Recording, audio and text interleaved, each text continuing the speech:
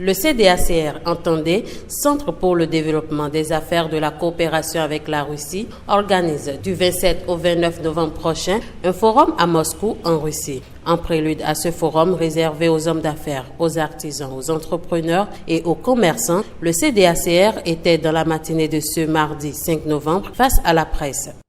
C'est de révéler le Bénin, le potentiel que nous avons dans le secteur culturel, artistique et du business pour permettre aux Russes dorénavant de lier une coopération d'affaires avec notre cher beau pays, le Bénin. Nos portes sont ouvertes à tous citoyens béninois qui veulent aller en Russie, non seulement pour aller faire des affaires, mais aussi pour aller étudier, parce que la Russie octroie aujourd'hui 60 bourses chaque année à l'État béninois. Initié en partenariat avec la Galerie d'art Encadrement Design, ce forum intitulé « Perspectives et opportunités de coopération entre la Russie et le Bénin » se veut être une mission commerciale dans le but de révéler le Bénin, d'où son objectif premier qui est de présenter le potentiel commercial, culturel et artistique du pays aux Russes. Je n'apprendrai à personne ici qu'un pays ne se développe pas, sans sa culture. Il est important qu'au-delà de nos frontières, qu'au-delà du Bénin, nous puissions aussi révéler nos artistes, révéler notre culture béninoise. Je suis très heureuse, Léa et moi sommes très heureuses aujourd'hui de pouvoir, au travers de notre structure Encadrement Design, porter notre culture, porter nos artistes et montrer qu'il est possible de faire du business et également de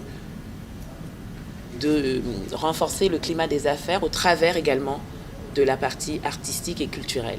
Il est très important aujourd'hui que les deux soient associés et c'est la partition que nous entendons jouer aujourd'hui et vous présenter, en tout cas du mieux que l'on peut et avec beaucoup de fierté, nos artistes béninois.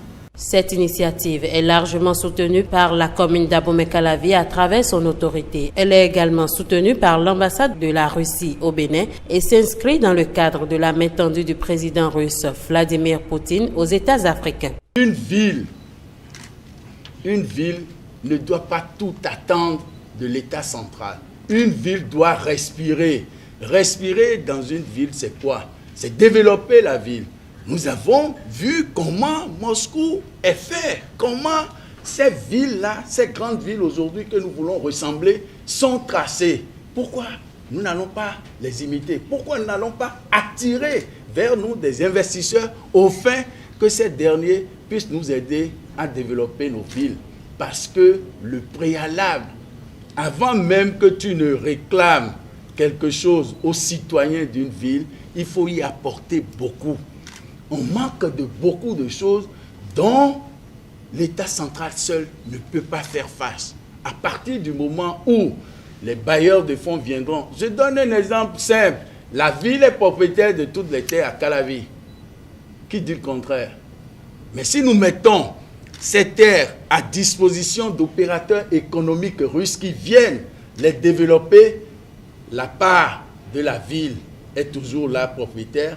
Et puis, ça peut générer de l'argent qui rentre dans les caisses de la ville et qui permettent à la ville d'être autonome et de pouvoir s'autogérer. Plusieurs activités vont meubler ce forum, dont une exposition dénommée Bénin Lumière qui va connaître la participation de deux artistes plasticiens béninois, à savoir Dominique Zinkpe et Mindy. Il est aussi prévu des rencontres B2B.